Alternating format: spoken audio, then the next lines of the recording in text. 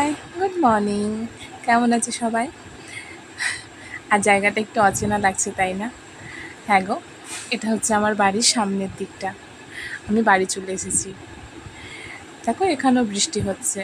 মা বলছিল কিছুদিন নাকি খুব গরম ছিল, এই দুদিন থেকে একটু বৃষ্টি হচ্ছে। আজ তো একদম ঝমঝমিয়ে বৃষ্টি হচ্ছে। আমিও এলাম, আর এখানে বৃষ্টিও শুরু হয়ে গেল। তো সকালে চলে গিয়েছিলাম মেয়েকে নিয়ে একটু শ্রীলেদার্সে মেয়ের জুতো নিতে। বলছে মামা বাড়ি যাবো, তাই নাকি নতুন জুতো কিনে দিতে হবে।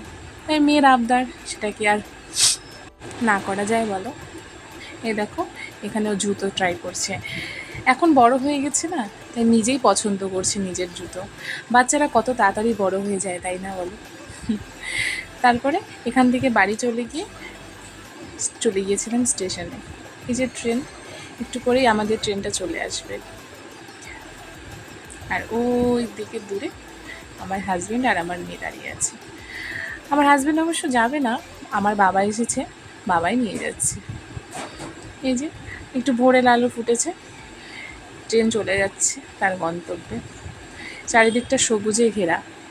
মালদাতে তো যথাযথ এগুলো দেখা যায় না, না শুধু কংক্রিটের ওয়াল। গ্রাম সাইডে গেলে হয়তো একটু দেখা যাবে।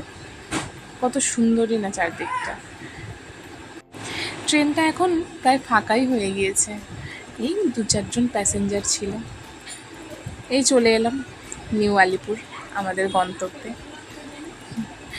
এখন যে যার মতন নিজের বাড়ি ফিরে যাওয়ার পালা। খুব ভালো লাগে জানো, নিজের জায়গায় আসলে খুব একটা ভালো অনুভূতি। এই যে চলে এলাম বাড়িতে, বৃষ্টিতে চারিদিকে একদম কাদা কাদা হয়ে গেছে।